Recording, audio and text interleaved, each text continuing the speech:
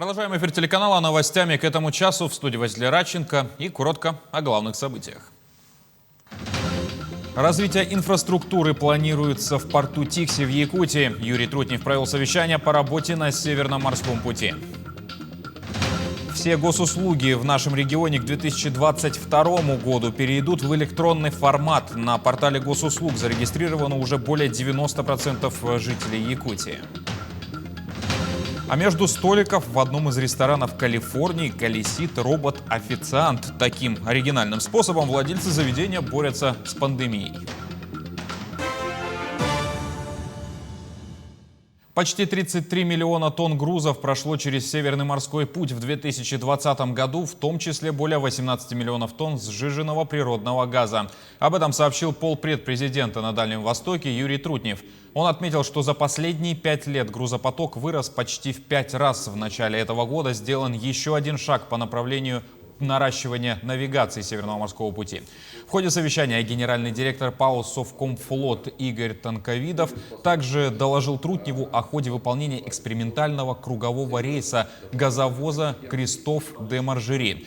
Впервые в истории крупнотоннажное грузовое судно осуществляет переход в восточном секторе Севморпути в феврале. Традиционно транзитная навигация в восточном секторе Арктики завершается в ноябре и открывается лишь в июле месяце.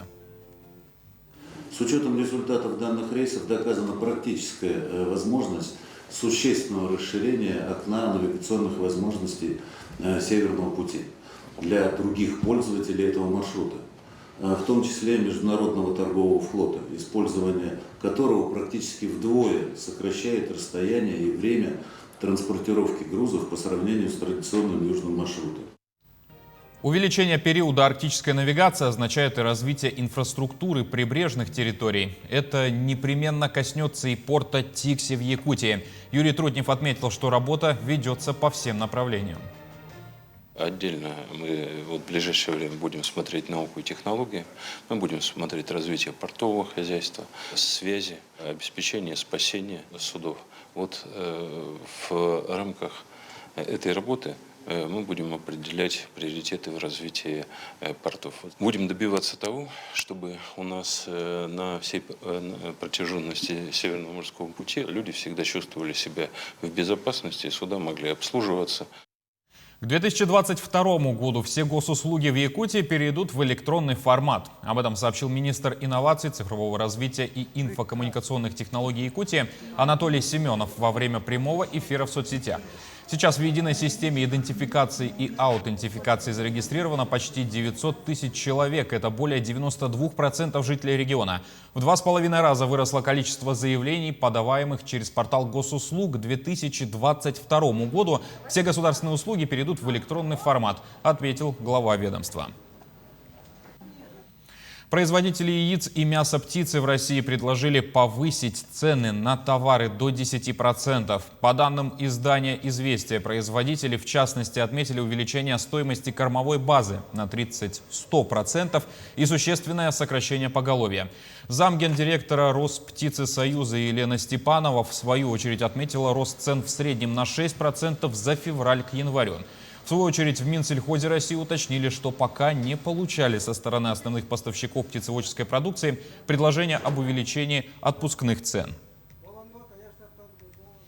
Новый центр неотложной помощи Якутской республиканской офтальмологической больницы презентовали в Якутске. Ранее больница находилась на улице Стадухина, 84, далеко от головного здания, что было неудобно как для персонала, так и для пациентов.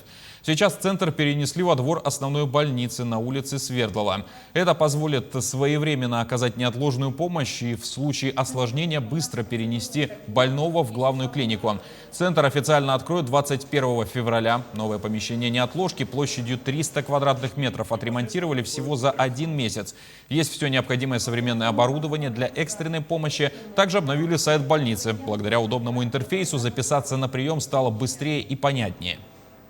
Здесь могут проводить экстренные операции, а также при случае необходимости прямо здесь после оперативного вмешательства пациент может госпитализироваться в соседнее здание для оказания круглосуточной уже медицинской помощи. Данный центр, да, он настолько важен, да, потому что вот все-таки через зрение человек получает 80 с лишним процентов информации. Первый библиомобиль заработал в столице региона и пригородах. Библиотека на колесах будет открытым, доступным пространством для пожилых и людей с ограниченными возможностями здоровья, рассказывает Агафья Гоголева.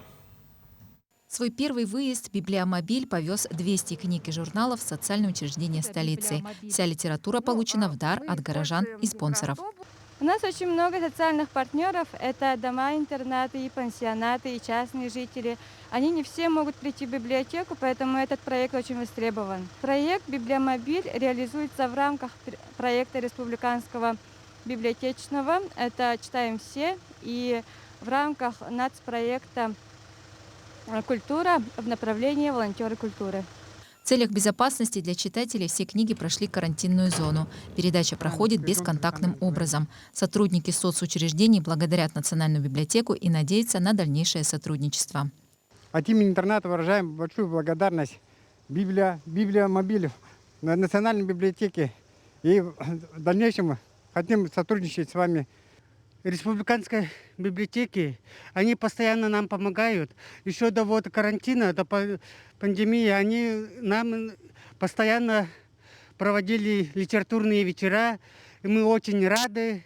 Еще, наверное, после карантина еще будем совместно работать.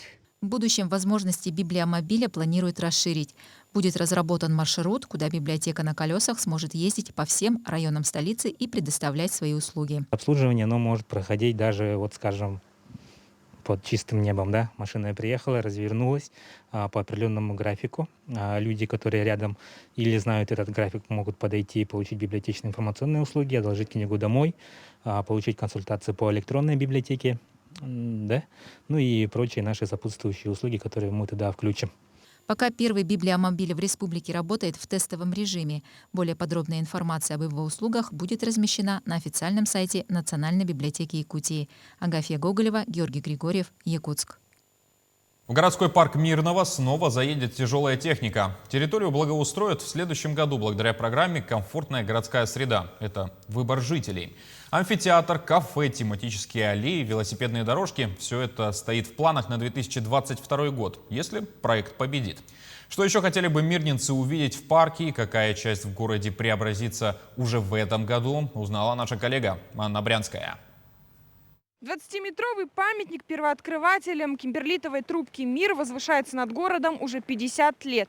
2 года назад его реконструировали по программе «Комфортная городская среда». К слову, сам парк не остался в стороне. Его частично оградили, прилежащие территории заасфальтировали, установили лавочки, провели освещение. На достигнутом городские власти не остановились. Решили, много не бывает. Снова заявились участвовать во всероссийском конкурсе. В соцсетях и на сайте объявили голосование. А какую еще территорию жители алмазной столицы хотели бы благоустроить? Предложили 3 территории. Сквер и зона отдыха в микрорайоне Заречный, бульвар на Советской и городской парк.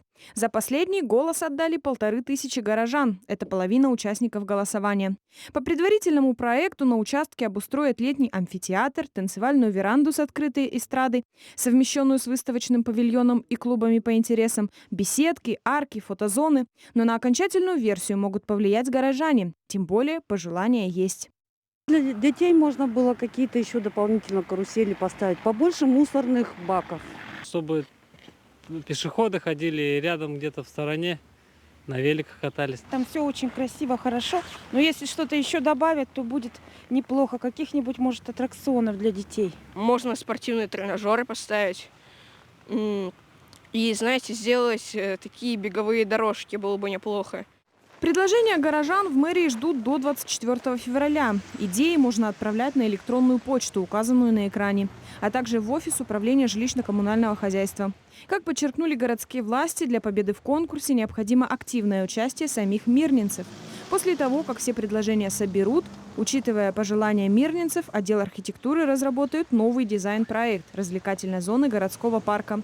Благоустройство начнется в 2022 году, если проект победит. А в планах на предстоящее лето обустроить зону отдыха на Иреляхе в районе микрорайон Заречный. В прошлом году подрядчики часть работы уже выполнили. Разровняли площадку, очистили прибрежную акваторию, убрали лишние деревья. Основной объем работ будет выполняться 2 подрядчиками. Там будут и элементы благоустройства, площадки, какие-то формы малые архитектурные и небольшие павильонного типа сооружения. Как заверили в отделе архитектуры, контракт на работы уже заключили. Возможно, уже этим летом мирницы смогут спасаться от жары на оборудованном пляже. Анна Брянская, Кирилл Шолохов, телеканал «Алмазный край». От чаевых не откажусь. Робот-официант обслуживает клиентов в ресторане «Калифорнии» в условиях пандемии. Он колесит между столиками, а также помогает официантам расходовать меньше энергии в течение дня. Тем не менее, человеческий труд пока незаменим. Подать пищу на стол должен человек-официант. В калифорнийском суши-баре Boat House клиентов обслуживает робот-официант. Как видно на кадрах, снятых в воскресенье в Санаме. Робот колесит между столиками, снижая риск возможного заражения инфекцией коронавируса как для клиентов, так и для персонала. Новый сотрудник также помогает официантам расходовать меньше энергии в течение дня. Тем не менее, человеческий труд пока незаменим. Подать пищу на стол должен человек-официант. У нас было 2 причины взять робота. Первая – это пандемия. Это действительно помогает нам сохранять социальную дистанцию. Во-вторых, ресторан очень большой, и нашему персоналу приходится много бегать туда-сюда. Так что это фактически помогает нам сократить время ходьбы, чтобы мы могли меньше уставать и иметь больше энергии в течение всего дня. Робот настолько популярен среди клиентов, что Могансон решил в скором времени приобрести второго. Вы можете увидеть робота-официанта, когда он едет, люди в ресторане оглядываются. Они берут свои телефоны, чтобы сфотографировать его или снять на видео. Когда роботы-официанты подъезжают к столу, то сразу же взаимодействуют с посетителями. Еду снимают, кладут на стол, и роботы-официанты уезжают. Так что всем это нравится. Робота-официанта произвела компания Beer Robotics. Он предназначен для использования в ресторанах, учреждениях по уходу за престарелыми, больницах и других местах, где важна быстрота перемещения предметов. А к этой минуте у меня все. Не забывайте носить маски, дезинфицировать руки и держать социальную дистанцию. До встречи в эфире.